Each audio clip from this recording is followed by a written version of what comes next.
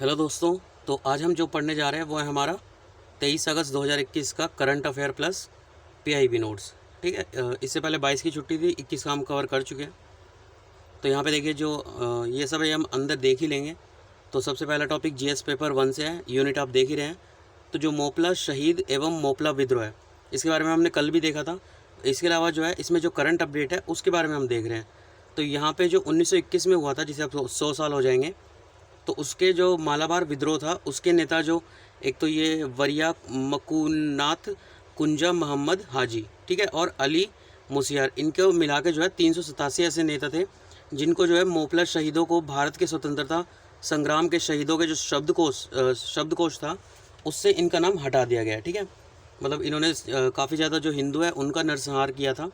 ठीक है, इनकी मतलब अगुवाई में हुआ था, तो इसकी वजह से इनको जो है जो उसमें से इनका नाम हटा दिया गया। ठीक है, तो संबंधित प्रकरण क्या है, तो जो हमारी ICHR है, Indian council of historical research, इसके सहयोग से जो केंद्रीय सांस्कृतिक मंत्रालय द्वारा 2019 में प्रकाशित जो शहीदों की डिक्शनरी थी, ठीक है, जिसमें शहीदों के नाम थे, उसमें से जो वो प्रकाशित की गई थी 2019 में, जिसमें से जो मोपला नरसंहार के मुख्य वास्तुकार थे हाजी और अली मुसलियार, इनको शहीद का दर्जा दिया गया था 2019 में, जिसको कि अब हटाया जाएगा। ठीक है, तो ICHR जो है इसके द्वारा गठित एक समिति की रिपोर्ट में जो 387 मोपला विद्रोही थे, जिसमें जो मेन जो थे वो अली मुसलियार और ये जो हाजी थे, ये थे, इनके नाम शहीदों की सूची में से हटाने की मांग की गई है।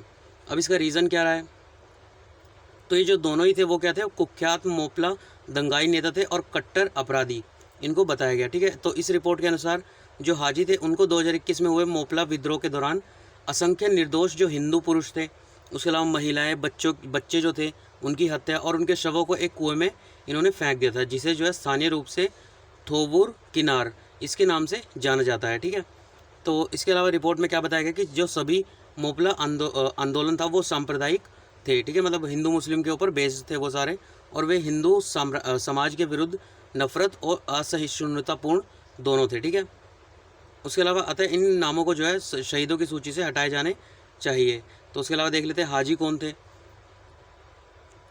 तो 1870 में ये पैदा हुए थे और इन्हें एक बहादुर स्वतंत्रता सेनानी थे, जिन्होंने 20वीं शताब्दी के आरंभ में जो केरल के मालाबार क्षेत्र है उसमें अंग्रेजों के विरुद्ध संघर्ष किया था तथा कुछ समय के लिए अपने स्वतंत्र शासन जो था उसकी स्थापना की थी। उन्होंने जो स्थानीय जनता थी उसको अंग्रेजों के विरुद्ध एकत्र किया और उसके लिए जो है कला को एक हथियार के रूप में इस्तेमाल किया उन्होंने। ठीक है, उन्होंने अंग्रेजों और जमींदारों के अत्याचारों के खिलाफ भारतीय राष्ट्रीय कांग्रेस और जो खिलाफत आंदोलन थे उसका समर्थन करने का वादा किया था। ठीक है, लगभग 6 महीने तक जो है हाजी ने एक समानांतर खिलाफत शासन, मतलब एक तो हमारा जो खिलाफत शासन था, आंदोलन था, उसके समानांतर मतलब बिल्कुल सेम वैसा ही एक जो है चलाया था। ठीक है, उसके अलावा इस स्वतंत्र राज्य का मुख्यालय क्या था, नीलाम्बूर, जो कि कहाँ पे है, केरल में है। तो इसकी पृथक मुद्रा, पासपोर्ट और कराधान, ठीक है, जो टैक्सेशन होता है वो व्यवस्था यहाँ पे विद्यमान थी। ठीक है, उसके अलावा देखिए ये यहाँ पे दिखाया गया उस समय का जो पेज है, इसके बारे में मतलब थोड़ा सा आप पॉज करके वीडियो पढ़ सकते हैं। यहाँ पर जो हाजी है उनके द्वारा ये लिखा गया था, ठीक है, टाइप किया गया था मतलब।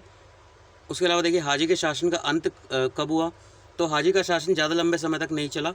1922 में जो है अंग्रेजों ने हाजी के विश्वासपात्र जो मित्र थे उनके, जिसका नाम क्या था, उन्नायन मुसालियार, ठीक है, इनके माध्यम से संधि करने के बहाने गिरफ्तार कर लिया हाजी को और एक ब्रिटिश न्यायाधीश के समक्ष पेश किया। ब्रिटिश न्यायाधीश ने हाजी को उसके साथियों सहित मृत्युदंड की सज़ा सुना दी 1922 में। ठीक है, तो इसके बारे में आपने कल भी पढ़ा, आज भी पढ़ा, तो काफ़ी अच्छे से तैयार हो गया होगा। उसके अलावा देखिए जो अगला है वो भी GS पेपर 1 से, यूनिट आप देख ही रहे हैं, अरुणाचल प्रदेश उत्तराधिकार विधेयक मसौदा। ठीक है, तो इसके संदर्भ क्या है, तो इसके अंतर्गत जो APSCW है, जो अरुणाचल प्रदेश का राज्य महिला आयोग है, उससे जनता की भावनाओं और राज्य के हित को ध्यान में रखते हुए प्रस्तावित जो Arunachal Pradesh marriage and inheritance bill, मतलब उत्तराधिकार जो विधेयक है, उससे कुछ प्रावधानों को हटाने के लिए इसे प्रस्तावित किया गया है। अब विधेयक के जो मसौदे हैं उसका संक्षिप्त विवरण देख लेते हैं। तो सबसे पहला क्या है, विवाह हेतु आवश्यक शर्तें और विवाह का जो है पंजीकरण। तो इसके अंतर्गत क्या किया गया है, जो प्रस्तावित विधेयक है वो अरुणाचल प्रदेश की किसी भी स्थानिक जो वहाँ की अनुसूचित जनजाति है उससे संबंधित जितने भी व्यक्ति होंगे ना, ये उन पर लागू होगा। ठीक है, इसके प्रावधानों के अनुसार दो पक्षों में से विवाह स्थानीय प्रथागत संस्कारों, मतलब अगर जैसे कि इंटरकास्ट होती है, एक मतलब दूसरी कास्ट में भी हो जाती है, ठीक है, तो उसमें से 2 पक्ष हो जाते हैं, ठीक है। तो वहाँ पे किसी भी एक पक्ष के जो संस्कार होते हैं उसके साथ और दोनों में से किसी एक पक्ष के जो रीति रिवाज होंगे उनके अनुसार जो है शादी होनी चाहिए। उसके अलावा जो दाम्पत्य अधिकार है उसका प्रतिस्थापना, अमान्य एवं शून्यकरण विवाह।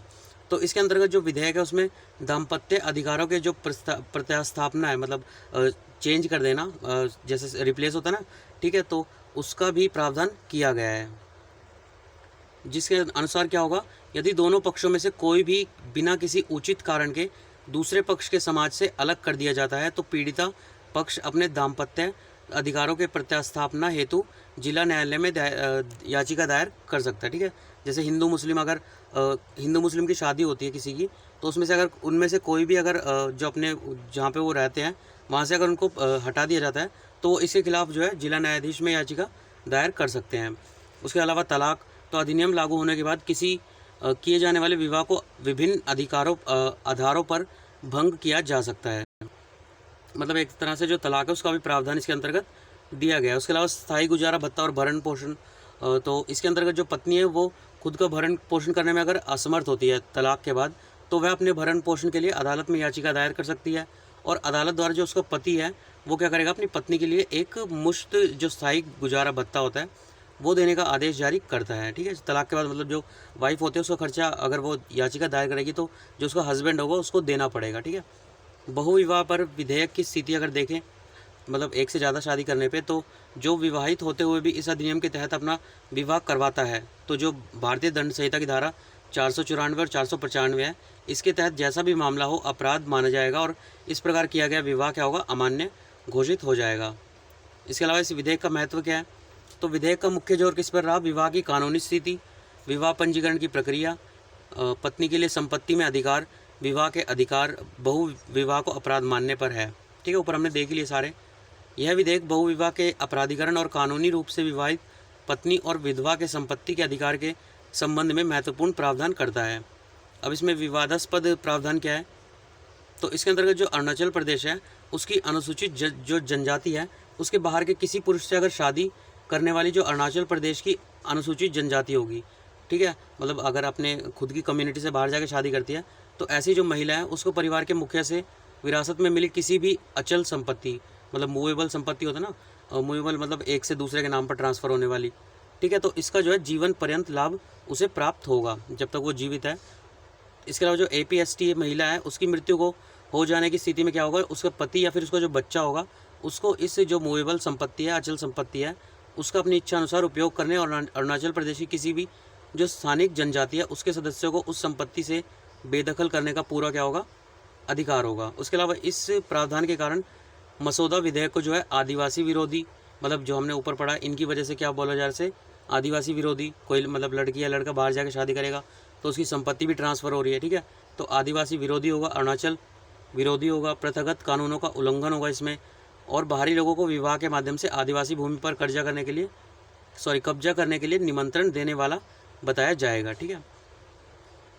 इसके अलावा देखिए अगला टॉपिक क्या है, GS पेपर 2 से है, यूनिट आप देख ही रहे हैं, तो जन शिक्षण संस्थान, ठीक है। तो इसमें क्या किया, जो केरल के नीलाम्बूर जंगल है उसके भीतर कुछ एरिया में मतलब हाई स्पीड जो इंटरनेट है उसकी शुरुआत की गई है, ठीक है। तो इसके लिए जो लॉन्ग डिस्टेंस वाईफाई है उसकी बदौलत कुछ आदिवासी बस्तियों को हाई स्पीड इंटरनेट की सुविधा उपलब्ध कराई गई है। तो अब जो जन शिक्षण संस्थान है JSS है, इसके बारे में देख लेते हैं। तो ये क्या है, मेनली किस पे फोकस करता है, तो कौशल विकास पे, जो वहाँ के लोग होंगे, ग्रामीण लोग हैं, उनको कौशल विकास करेगा। और इस योजना का पहले जो है श्रमिक विद्यापीठ के नाम से जाना जाता था। 1967 में शुरू हुई थी। देश भर में गैर सरकारी जो भी संगठन थे उनके नेटवर्क के माध्यम से इसे लागू किया जा रहा है। इसका पर्पज़ क्या है, तो जो भी निरक्षर है और 8वीं कक्षा तक जो हमारे प्राइमरी स्कूल होते हैं उसकी शिक्षा पाने वाले और 8वीं कक्षा की आगे पढ़ाई छोड़ देने वाले व्यक्तियों के लिए व्यावसायिक कौशल, मतलब वो भूखा ना बैठे, जॉब करे, तो उसके लिए व्यावसायिक कौशल देंगे, टेक्निकल नॉलेज में उसमें सुधार दिया जाएगा, ठीक है। इसके अलावा क्या होगा, जो प्रशिक्षण कार्यक्रम है उसके माध्यम से जो कौशल विकास है उसके जो एजेंसी हैं उसमें कार्यरत जो मास्टर प्रशिक्षक होते हैं उनका एक समूह तैयार किया जाएगा ताकि वो आगे लोगों को जो है इसमें मतलब एजुकेशन दे सकें। उसके अलावा सामाजिक, आर्थिक और राजनीतिक परिणामों के ज्ञान समझ के दायरे का विस्तार करना और पर्यावरण जो एनवायरनमेंट है उसके बारे में जागरूकता पैदा करना। राष्ट्रीय मूल्यों को बढ़ावा देना, इसके अलावा राष्ट्रीय कार्यक्रम के साथ तालमेल बिठाना, ठीक है। उसके अलावा ऋण और सहायता संघ जो होते हैं उनकी सदस्यता के माध्यम से जो लक्षित समूह होंगे जिनको मतलब एम करना चाहते हैं हम, जिनको ये बेनिफिट हम देना चाहते हैं, उनके लिए ऋण सहित स्वरोजगार को बढ़ावा देना और वित्तीय सहायता की सुविधा प्रदान करना, ठीक है। अब देखिए जो ये वाईफाई ये लंबी दूरी तक ये किस प्रकार कार्य करेगा, तो यह जो है 5 गीगाहर्ट्ज़ फ्रीक्वेंसी पर कार्य करता है। इसमें क्या होगा, 5 टावर की मदद से 100 Mbps की गति से इंटरनेट उपलब्ध कराया जाएगा, ठीक है। और उसके अलावा जो इसका यूज़ कर पाएंगे वो 250 उपयोगकर्ता होंगे, एक साथ इंटरनेट का उपयोग कर सकेंगे। तो इसमें जो है तकनीक के माध्यम से संचरण में बगैर किसी बाधा के 100 किलोमीटर तक की हाई स्पीड इंटरनेट प्रदान किया जा सकता है, ठीक है। उसके अलावा देखिए अगला क्या है, जीएस पेपर 2 से ही यूनिट आप देख ही रहे हैं। पहला ओस्लो समझौता और इजराइल फिलिस्तीन संघर्ष, ठीक है। तो इनमें 2 समझौते हुए थे, पहला और दूसरा, दोनों को यहीं पे देखेंगे। तो पहले कब हुआ था, तो ये जो है अभी देखते नीचे आएगा तब देखेंगे। तो 20 अगस्त 2021 को क्या हुआ, पहला ओस्लो समझौता को 28 साल पूरे हो गए, ठीक है।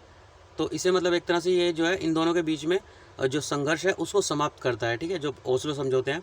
और एक स्थायी शांति प्रक्रिया शुरू करने के लिए कई दौर की गहन गुप्त वार्ताओं के बाद इस समझौते को अंतिम रूप दिया गया और इस पर हस्ताक्षर किए गए। ये था क्या, तो 1990 के दशक में इजराइल और फिलिस्तीन के बीच हुए कुछ समझौतों की एक श्रृंखला थी, ठीक है। तो इसके अंतर्गत जो है 1993 में पहला ओस्लो समझौता को औपचारिक रूप से सिद्धांतों की घोषणा के रूप में जाना जाता है, मतलब डिक्लेरेशन ऑफ प्रिंसिपल, जिसे ओस्लो 1 अकॉर्ड कहा गया। यह समझौता जो तत्कालीन अमेरिकी जो राष्ट्रपति थे बिल क्लिंटन, उनके सौजन्य से कराई जाने वाली कई गुप्त वार्ताओं का एक परिणाम थी। और इसके बाद 1995 में सेकंड जो ओस्लो अकॉर्ड था उस पर हस्ताक्षर किए गए। कई लोगों द्वारा ओस्लो समझौते को इजराइल फिलिस्तीन समझौते को वास्तव में हल करने का सबसे गंभीर प्रयास बताया जाता है, ठीक है। तो ध्यान रखिएगा इसके बारे में, क्योंकि इस साल काफ़ी ये टॉपिक जो है हाईलाइट रहा है। हालांकि वास्तव में इन समझौतों ने जो है इजराइल और फिलिस्तीन मुक्ति जो संगठन है PLO है, पैलेस्टीन लिबरेशन ऑर्गेनाइजेशन, ठीक है, तो PLO के मध्य एक अंतरिम समझौते के रूप में काम किया, जिसके तहत जो फिलिस्तीन राज्य थे उसके स्थान पर दोनों पक्षों को जो वेस्ट बैंक और गाजा था उसमें एक साथ कार्य करने के एक रूपरेखा प्रदान की गई, ठीक है। तो आपने इस साल इसको मतलब पढ़ा ही होगा काफ़ी बार, तो आपको पता ही होगा वेस्ट बैंक और गाजा स्ट्रिप कहाँ पे है, ठीक है। इन समझौतों के बाद PLO का फिलिस्तीन प्राधिकरण में परिवर्तन हो गया, जिसे अब जो है फिलिस्तीन के वैध शासी निकाय के रूप में इसे देखा जाता है PLO को, ठीक है। पहला जो ओस्लो समझौता था उसके प्रावधान के अनुसार इजराइल द्वारा फिलिस्तीन मुक्ति जो संगठन है PLO है, इसकी फिलिस्तीन लोगों के प्रतिनिधि के रूप में नई भूमिका को मान्यता दी जाएगी। और साथ ही साथ क्या होगा, इसमें जो फिलिस्तीन द्वारा इजराइल है उसके अस्तित्व के अधिकार को मान्यता देना अनिवार्य किया गया, ठीक है। मतलब दोनों को जो मांगे थी उनकी वो कहीं ना कहीं थोड़ी बहुत पूरी की गई इन समझौतों के द्वारा। उसके अलावा 1967 का जो 6 दिवसीय युद्ध है, इसको यूट्यूब पे आप सर्च करेंगे तो आपको इजीली अवेलेबल हो जाएगा। कोई मतलब काफ़ी सारे चैनल है जिन्होंने अच्छे से पढ़ा रखा है। इजराइल ने काफ़ी सारे देशों पर अटैक किया था एक साथ 6 दिन में और जीत गया था, ठीक है। तो इसके दौरान इजराइल द्वारा इस क्षेत्र पर नियंत्रण हासिल करने के बाद से पहले ओस्लो समझौते की वजह से वेस्ट बैंक और गाजा में सबसे महत्वपूर्ण परिवर्तन हुए। अब सेकंड वाला देख लेते हैं। तो दूसरे में क्या हुआ, तो ये पहले का ही विस्तार था और इसे आधिकारिक तौर पर वेस्ट बैंक और गाजा पर जो इजराइल फिलिस्तीन अंतरिम समझौता है वो भी इसे कहा जाता है। इस समझौते में क्या हुआ, वेस्ट बैंक के जो 6 शहर है और लगभग 450 अन्य शहर है उससे इजरायली सैनिकों की पूर्ण वापसी का प्रावधान किया गया, ठीक है, सेकेंड ओस्लो अकॉर्ड में, ठीक है। इसके अतिरिक्त दूसरे ओस्लो समझौते में फिलिस्तीन विधान परिषद के चुनाव के लिए एक समय सारणी भी इसमें निर्धारित की गई थी, ठीक है, जो यहाँ पे चुनाव होता है उसके लिए। उसके अलावा देखिए अगला टॉपिक जीएस पेपर 3 से ही है।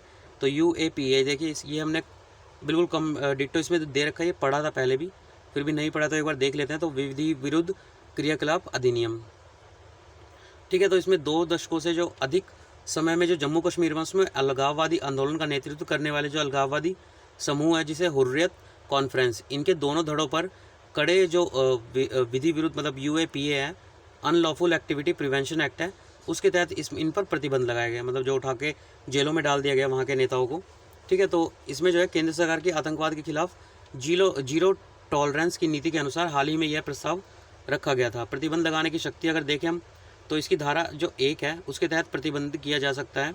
हुर्रियत कॉन्फ्रेंस के जो धड़ है मतलब नेता हैं, इस धारा के अंतर्गत प्रावधान है कि यदि केंद्र सरकार की राय में कोई भी संगठन गैरकानूनी है अथवा बन गया है तो वह आधिकारिक राजपत्र में जारी अधिसूचना के माध्यम से उस संगठन को गैरकानूनी घोषित कर सकती है। अब यूएपीए के बारे में देख लेते हैं। तो 1967 में इसे पारित किया गया। तो यूएपीए का उद्देश्य क्या है? भारत में गैरकानूनी गतिविधि समूह की प्रभावी रोकथाम करना। उसके अलावा यह अधिनियम जो है केंद्र सरकार को पूर्ण शक्ति प्रदान करता है। जो हमारी सेंट्रल गवर्नमेंट है उसको पूरी शक्ति देता है, जिसके द्वारा केंद्र सरकार किसी भी गतिविधि को गैरकानूनी घोषित कर सकती है। इसके अंतर्गत अधिकतम दंड के रूप में मृत्युदंड भी दे सकते हैं या फिर आजीवन कारावास का प्रावधान भी दे सकते हैं। ठीक है, तो इसके प्रमुख बिंदु क्या है? तो यूएपीए के तहत जो भारतीय और विदेशी दोनों पर लागू होगा। सबसे पहले तो भले ही अपराध भारत के बाहर विदेशी भूमि पर किया होगा, फिर भी ये जो है लागू होगा। ठीक है, यूएपीए के तहत जांच एजेंसी के लिए गिरफ्तारी के बाद चार्जशीट दाखिल करने के अधिकतम कितनी वो होगी? 180, मतलब 3 महीने तक जो है उसका समय दिया जाता है। हालांकि अदालत को सूचित करने के बाद इस अवधि को और आगे बढ़ाया जा सकता है। 2019 में जो संशोधन किया गया तो उसके अकॉर्डिंग क्या हुआ? जो एनआईए है, राष्ट्रीय जांच एजेंसी है, उसके महानिदेशक को जो एजेंसी द्वारा मामले की जांच के दौरान आतंकवाद से होने वाली जो भी आय है उससे निर्मित संपत्ति पाए जाने पर उसे जब्त करने की शक्ति प्रदान की गई है एनआईए को। ठीक है, उसके अलावा यह अधिनियम राज्य में जो डीएसपी अथवा एसपी या फिर उससे ऊपर रैंक के जो अधिकारी होते हैं उनके अतिरिक्त आतंकवाद जो संबंधी मामले उनकी जांच करने हेतु जो एनआईए है उसके इंस्पेक्टर या उससे ऊपर के रैंक के अधिकारियों की जांच का अधिकार प्रदान कर सकता है। ठीक है, अधिनियम में किसी व्यक्ति को आतंकवाद के रूप में अभिहित करने का प्रावधान भी शामिल है। अब यूएपी की रूपरेखा देख लेते हैं। इसमें दिल्ली हाई कोर्ट द्वारा भी कुछ परिभाषित किया गया था। जून 2021 में विधि विरुद्ध क्रियाकलाप जो यूएपीए है उसको 97 की एक अन्य रूप से अस्पष्ट धारा 15 की रूपरेखा को परिभाषित करते हुए जो दिल्ली हाई कोर्ट है उसके अधिनियम ये तीनों जो धारा हैं उनको लागू करने पर महत्वपूर्ण सिद्धांत निर्धारित किए गए। ठीक है, तो ये देख लेते धारा। धारा 15 में क्या है? सबसे पहले आतंकवादी कृत्यों से संबंधित अपराध को आरोपित करती है। धारा 17 क्या करेगी? आतंकवादी कृत्यों के लिए धन जुटाने पर अगर दंडित करने का प्रावधान देगी। 18 में उसके अंतर्गत आतंकवादी कृत्यों के हेतु अगर कोई साजिश करने, रचने या आतंकवादी कृत्य करने हेतु तैयारी करने वाले किसी भी कार्य संबंधी अपराधी के लिए ये आरोपित किया जाता है। ठीक है, प्रमुख टिप्पणियाँ क्या है इसमें? तो अपराध जो है टेररिस्ट एक्ट है उसको हल्के में नहीं लिया जाना चाहिए। अदालत ने हितेंद्र विष्णु कुमार ठाकुर मामले में जो हितेंद्र विष्णु ठाकुर मामले इसमें सुप्रीम कोर्ट के फैसले का हवाला देते हुए कहा कि आतंकवादी गतिविधियां वे होती है जिनसे निपटना सामान्य दंड कानूनों के तहत कानून प्रवर्तन एजेंसियों की क्षमता से बाहर होता है। ठीक है, इसके अलावा देखिए जो प्रीलिम्स फैक्ट है तो शैवाल की एक जलपरी प्रजाति की खोज की गई, मरमेड जिसे बोलते हैं जलपरी को। तो लगभग 40 साल बाद अंडमान और निकोबार द्वीप समूह पर शैवाल की एक नई प्रजाति की खोज की गई है। ठीक है, तो इसकी नीचे फ़ोटो दे रखी है। तो शोधकर्ताओं के ने इस प्रजाति का नाम क्या रखा है? एसिटाबुल्रिया जलकान्याका ये रखा गया है। तो इस प्रजाति के पादप में नाभिक सहित एक विशाल कोशिका होती है जो कि इसकी मुख्य विशेषता होती है। ठीक है, यह भारत में खोजी जाने वाली जीन्स एसिटाबुल्रिया इसकी पहली प्रजाति होगी। इसको जो है इस वर्ग की एक अन्य विशेषता उनकी पुनर्योजित क्षमता, रीजनरेटिव पोटेंशियल, मतलब दोबारा पैदा होने वाली क्षमता होती है। ठीक है, मधुर चटाई, ठीक है, जिसे कि जीआई टैग दिया गया था, पहले भी देखा था हमने। तो पश्चिम बंगाल की 2 महिलाओं को मधुर फर्श मैट बनाने के उत्कृष्ट कौशल को सम्मानित करते हुए राष्ट्रीय हस्तशिल्प पुरस्कार जो है दिया गया। ज़मीन पर बिछाई जाने वाली ये मधुर चटाइयाँ विशेष रूप से पश्चिम बंगाल में ही बनाई जाती है। ठीक है, तो ये चटाई जो है बंगाली जीवन शैली का एक आंतरिक हिस्सा है और ये प्राकृतिक रेशों से बनाई जाती है। इसके लिए मधुर कथी इसके रूप में भी इसे जाना जाता है। इन चटाइयों को अप्रैल 2018 में जीआई टैग जो है दिया गया था। मधुर कथी एक परकंद आधारित पौधा है जो पूर्व और पश्चिम मेदिनीपुर के जलोढ़ इलाकों में प्रचुर मात्रा में पाया जाता है। ठीक है, 1744 में जो नवाब अलीवर्दी खान थे उन्होंने इस संबंध में जमींदारी जागीरों के लिए एक आज्ञा पत्र जारी किया था, जिसके तहत इस हर जो कलेक्ट्रेट है उसमें उपयोग के लिए मधुर चटाइयों की आपूर्ति करना अनिवार्य था। ठीक है, उसके अलावा एनटीपीसी द्वारा देश की सबसे तैरती हुई सौर परियोजना का आरंभ किया गया, मतलब जिसके काफ़ी सारे बेनिफिट हैं, यहाँ देखेंगे हम। तो एनटीपीसी ने जो है आंध्र प्रदेश के विशाखापट्टनम, याद रखिएगा, आंध्र प्रदेश के विशाखापट्टनम में अपना जो सिमहाद्री थर्मल स्टेशन है उसके जलाशय पर 25 मेगावाट, मतलब पानी के ऊपर ही 25 मेगावाट की सबसे बड़ी फ्लोटिंग सोलर फोटोवोल्टाइक, जिसे पीवी बोलते हैं, परियोजना शुरू की। इसने जो है 2018 में भारत सरकार में अधिसूचित जो फ्लेक्सिबिलाइजेशन स्कीम, इसके तहत स्थापित की जाने वाली पहली सौर परियोजना भी है ये। ठीक है, 2018 में भारत सरकार द्वारा अधिसूचित जो फ्लेक्सिबिलाइजेशन योजना है इसके तहत स्थापित होने वाली पहली सौर परियोजना भी है। इस बार चालू होने के बाद इस परियोजना की पूरी समयावधि के दौरान हर वर्ष जो है न्यूनतम 40,000 टन कार्बन डाइऑक्साइड CO2 जो ग्रीन हाउस गैसेज है वो कम पैदा होगी और प्रतिवर्ष 13,640 लाख लीटर पानी की बचत होने की उम्मीद है। अब इसके लाभ क्या होंगे, तो जो वर्ल्ड बैंक है उसके अनुसार तैरता हुआ जो सौर संयंत्र है विशेष रूप से उच्च जनसंख्या वाले, जहाँ पे पॉपुलेशन ज़्यादा है, ज़मीन की कमी है, जहाँ उपलब्ध भूमि जो है वो प्रतिस्पर्धात्मक रहती है, मतलब कम, वहाँ पे जो ज़्यादा लोग हैं इसकी वजह से ज़मीन कम है, तो उसमें सौर उत्पादन क्षमता में वृद्धि हेतु नए अवसरों का प्रतिनिधित्व करते हैं। भारत में ऐसी स्थितियाँ आमतौर पर पाई जाती है। ठीक है, इस तरह के संयंत्र क्या करते हैं, स्थल आधारित पद्धतियों की तुलना में अधिक लाभप्रद होते हैं, क्योंकि पानी के शीतलन प्रभाव, मतलब पानी के अगर अंदर लगेगा तो वहाँ पे शीतलन प्रभाव रहेगा पानी का, ठीक है, ठंडा रखेगा, धूल की कम उपस्थिति होगी, ठीक है, तो इससे बेहतर ऊर्जा क्षमता में सक्षम हो जाते हैं। अन्य लाभ क्या है, चूँकि सौर पैनल जलाशय की सतह को ढक लेता है और सूर्य के, मतलब जलवाष्प नहीं होने देता, सिंपली अगर पानी के ऊपर हम सौर पैनल लगा देंगे तो वहाँ पे जलवाष्प नहीं होगा। ठीक है, गिरफ्तार करना हमेशा आवश्यक नहीं, सुप्रीम कोर्ट। तो इसके अंतर्गत जो सुप्रीम कोर्ट है उसने क्या कहा कि कानून में गिरफ्तार के प्रावधान का मतलब यह नहीं है कि सरकार व्यक्तिगत स्वतंत्रता को कुचलने के लिए अंधाधुंध तरीके से इस शक्ति का उपयोग करे, मतलब उठाए और जेल में डाल दे, ऐसा नहीं है।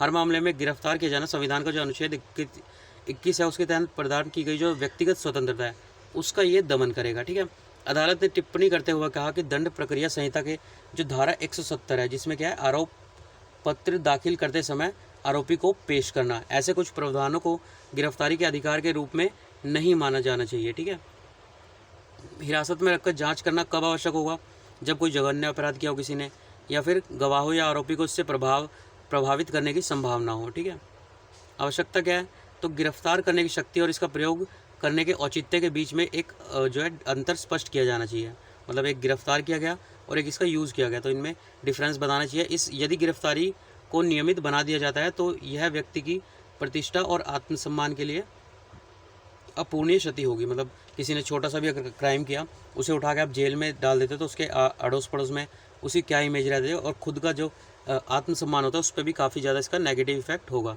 यदि आरोपी जांच में सहयोग कर रहा है तो जांच अधिकारी के लिए उसे गिरफ्तार करने के लिए कोई बाध्यता नहीं होनी चाहिए। ठीक है, उसके अलावा आरक्षण का 2 राज्यों में एक साथ लाभ नहीं उठाया जा सकता, सुप्रीम कोर्ट। तो हाल ही में जो शीर्ष अदालत है उसने एक फैसला सुनाते हुए कहा कि पुनर्गठन के बाद बने राज्यों में कोई व्यक्ति एक साथ आरक्षण के लाभ का दावा नहीं कर सकता, क्योंकि इसे संविधान का जो अनुच्छेद 341 और 342 के 1 है उसके उद्देश्य को महत्वहीन हो जाएगा।